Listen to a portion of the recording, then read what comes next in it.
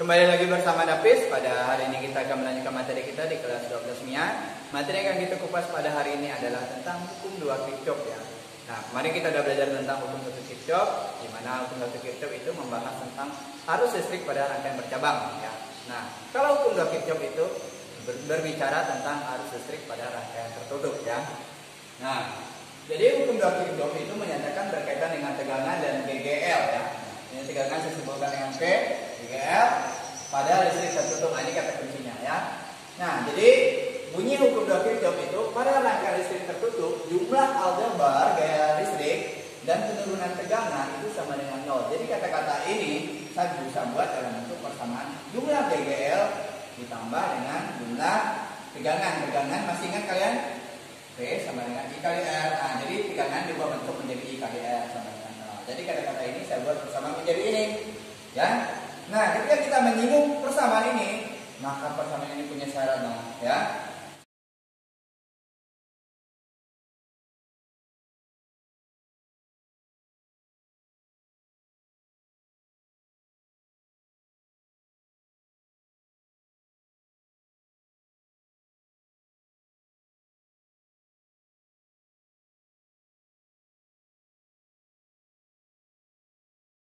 Syarat yang 3 butir ini saya buat dalam bentuk gambar. Yang pertama, pilih sebuah simpal loop untuk masing-masing rangkaian tertutup ya, dalam arah tertentu. Arahnya bebas, bisa searah jarum jam. Nah, searah jarum jam. Kemudian bisa juga berlawanan arah jarum jam. Nah, gitu ya. Dia bilang apa? Kalau arah loop sama dengan arah arus listrik, maka penurunan tegangan bernilai positif dulu. Jadi sigma GGL. Nah, ini nih arusnya nih, I-nya nih kan searah nih. I-nya kan ke sana kan? Nah, ini juga searah jarum jam. Nah, pasti akan bernilai positif tuh. Nah, ini bernilai positif nih. Kalau yang ini, nah ini juga searah gitu ya. Tapi kalau Bapak ganti ya, kalau Bapak ganti arah loopnya ke sini, misalnya arusnya ke sini, loopnya ke sana, berlawanan kan? Maka ini sigma GGL dikurang. Kenapa dikurang? Karena berlawanan, arusnya ke kiri, yang loopnya ke kanan. Nah, maka sigma I kali R. Nah, ini negatif, yang ini positif. Bisa ya? Jika arah lintasan loop bertemu dengan kutub positif, sumber tegangan GGL bernilai positif. Nah, ini nih yang pertama, coba lihat nih. Kalau Bapak putar ya, putar nih. Ketemu mana duluan dia? Ini kan? Ketemu yang negatif kan? Nah, berarti yang pertama ini negatif dong. Gitu, GGL-nya. Nah, ini GGL-nya negatif. Kenapa? Karena baloknya ketemu negatif dulu. Gitu. Nah, kalau ini loopnya ketemu dengan positif dulu. Nah, maka ini positif. Gitu ya. Nah, jadi kata-kata ini nih, bisa saya gambarkan dari ini. Nah, berikutnya kita akan lanjutkan dengan contoh soal ya. Tapi kita gambarkan dari di bawah ini. Nah, langkah pertama kalau kalian dapat soal bentuknya seperti ini, kita ngikut jalan kayak tadi itu. Pertama kan dia bilang buat loop. Nah, udah, berarti buat loop 1 dulu. Nah, sekarang saya mau buat bentuknya kayak gini ya. Searah jarum jam.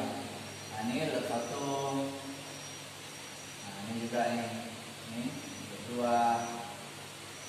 Nah, kalau udah buat loop ya, kita buat persamaannya. Kan persamaan awal tadi kan sigma GGL ditambah sigma IR kali R sama dengan 0 kan. Nah, kalau udah kita buat persamaan ini ya, berikutnya kita analisis. Arus itu kan mengalir dari kutub positif ke negatif kan. Berarti ini positif dan negatif ke kaki yang panjang. Berarti dari sini arusnya. Berarti ini kalau GGL 1, berarti ini arus 1. Nah, berarti I. Kita lihat, searah nggak? Searah ya? Searah kan? Nah, searah berarti nilai ini udah pasti positif dah. Nah, kita lihat GGL, muter. Sekali panahnya ketemu mana duluan? Ketemu ini nih, yang negatif, kaki yang pendek. Kalau udah ketemu kaki yang pendek tadi dengan persyaratan yang ketiga, otomatis dia negatif, berarti ini negatif, ya. Ini log 1 ya. Nah, log 2. Kan persamaan awalnya sigma dl ditambah sigma dl sama dengan 0. Nah, kita lihat. Arusnya kan ke sini kan? Kaki yang panjang mengeluarkan arus. Nah, berarti ini I2. Nah, gitu. Kalau kayak gitu, berarti ini ada hambatan 3, berarti ke sini ada I3. Nah, gitu ya, ya. Nah, berarti kita tinggal analisis ya. Oh, harusnya berlawanan, Pak. Berarti ini negatif. Nah, gitu ya. Kemudian sekali loop gerak ya, gerak loop, ternyata loopnya ketemu yang kaki panjang dulu, berarti ini yang positif. Nah, DGL 2 nya positif ya, bisa ya. Ya, tinggal kita masukkan ke persamanya. DGL 1 berapa nilainya? Nah, 8. Jadi minus 8 ditambah. Nah, ini nih, ini kan ada I1 ya. Untuk loop yang pertama ada hambatan 1 dan hambatan 3. Berarti bahwa ini ada I1 dikali R1 ya. Nah, karena R1 dan R2 hambatan dalamnya nih, R1 dan R2 itu bernilai 0, maka kita tidak perlu masukkan. Tapi kalau ada, misalnya R1-nya ada nilai, maka di sini tambahkan. Ya, bisa ya. Jadi R1 tambah R1 yang hambatannya. Tapi kalau tidak ada, nggak usah. Nah, tinggal tambah. Nah, ada R3, berarti I3 dikali R3. Kenapa R3 dimasukkan, Pak? Karena, Pak, dia kena juga, kena loop juga, ini kena juga, gitu. Ya. Nah, maka minus 8 ditambah I1 yang ditanya, R1-nya berapa dong? R1-nya 4 ditambah I3 dikali R3-nya 6 ya, sama dengan 0. Nah, jadi minus 8. Nah, ini bawa pindahkan ke depan jadi 4 I1 ditambah 6 I3 sama dengan 0. Nah, 8-nya bawa pindahkan ke luar sana ya. Ke luar sana. Jadi 4 I1 ditambah 6 I3 sama dengan 0 tambah min 8 kalau pindah luar kan jadi 8 ya. Nah, ini persamaan yang pertama ya, bisa ya. Nah, sekarang masukkan ke persamaan 2. Persamaan 2 dikali 2 berarti dikali 2 itu 18 minus. Nah, ini nih ada R2 ada R3 kena. Oh, kalau kayak gitu berarti I2 dikali R2 minus I3 dikali R3 sama dengan 0 ya. Nah, jadi 18. Nah, ini yang bawa pindahkan dulu ke sana. Jadi 18 sama dengan I2 dikali R2. Nah, ini jadi tambah juga ya. Jadi I3 R3 ya. Nah, kemudian 18. 0 kan nggak ngepek, kalau dia penjumlahan kan nggak ngepek ya. Jadi I2 ini R2 nya berapa dong? R2 2 ditambah I3 R3 nya 6 ya. Nah, kemudian pertama ini bisa berubah ya.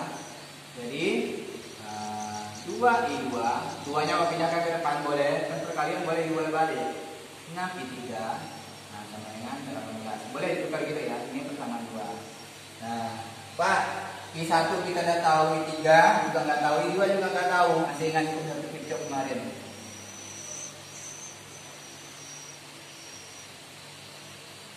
Nah, dimana I3 arus yang keluar ini arus 1 masuk, arus 2 masuk, arus 3 keluar. Berarti arus yang keluar sama dengan arus yang masuk ditambah arus yang masuk ya. Jadi jumlah arus yang masuk sama dengan jumlah arus yang keluar ya. Maka ya, saya bisa ubah jadi I2 sama dengan I3 dikurang 1 kan? Beda. I3 dikurang I1 kan? Beda. Nah, jadi tinggal kita masukkan. Kita mau pakai persamaan mana? Serah. Oh, saya mau pakai persamaan I2 Pak. Persamaan 2. Persamaan 2. 2 I2 ditambah 6 I3 sama dengan 18. Ya, nah itu persamaannya. Nah, tinggal saya ganti nih sekarang nih I2-nya diganti dengan I3 dikurang I1 tambah 6 I3 sama dengan 18 ya. Nah ini Bapak kalikan, berarti 2i3 2i1 ditambah 6i3 sama dengan 18. Nah kita lihat nih, ini ada i3, ini ada i3, kita jumlahkan. Jadi minus 2i1 ditambah 2 tambah 3 berarti 8i3 sama dengan 18. Nah ini persamaan yang ketiga. Nah sekarang ada i1 sama i3. Di persamaan satu sama Pak, i1 dengan i3. Kalau udah bentuknya seperti itu, baru kita eliminasi dong. Nah eliminasi, sudah masukkan sama satu. 4i1 ditambah 6i3 ya, 6i3 sama dengan 8. Nah yang ini minus 2i1 ditambah 8i3 sama dengan 18. Nah Pak, kita nak buang siapa? Serah kita. Mau i3 atau i1, karena angkanya agak kecil, i1 aja. Bapak kalikan 1, ini kalikan 2. Nah ini tetap persamaan atas tuh, 4i1 ditambah 6i3, ini sama dengan 8. Ini dikali 2, minus 4i1 ditambah, berarti 16i3 sama dengan 36 ya. Nah kita mau hilangkan i1 tadi kan, ini ada uang kita 4.000, kita belanjanya 1.000, maka di sini harus kasih tambah. Nah apa biar habis, kalau kita kasih kurang, ini jadi tambah ujungnya nih, jadi 8 kalau kita kasih kurang di sini, gitu. Nah jadi harus kita kasih tambah, maka ini jadi 0 ya, ini ditambah, ini jadi 22 i3 sama dengan, ini jadi 4, jadi i3 itu sama dengan 2 ampere ya. Nah kalau udah dapat i3, kita substitusi, serah mau masuk ke sini boleh, mau masuk ke sini boleh. Bapak substitusi persamaan 1 ya. Nah persamaan 1 itu kan ada 4i1 ditambah 6i3 itu sama dengan 8 ya. Nah dengan 8 tinggal 4i1 ditambah 6i3 udah dapat 2 tadi Pak. Oh masukkan 2 8 ya. Berarti 4i1 ditambah ini jadi 12 jadi 8. 4i1 sama dengan 8 min 12. 4i1 sama dengan 4 minus 4 ya. Jadi i1 sama dengan minus 1 ampere. Nah minus ini hanya menandakan arah, bahwa arah arus itu berlawanan dengan pemisahan log yang kita buat. Jadi dia harus ya. Nah ada arus yang negatif itu dong ya.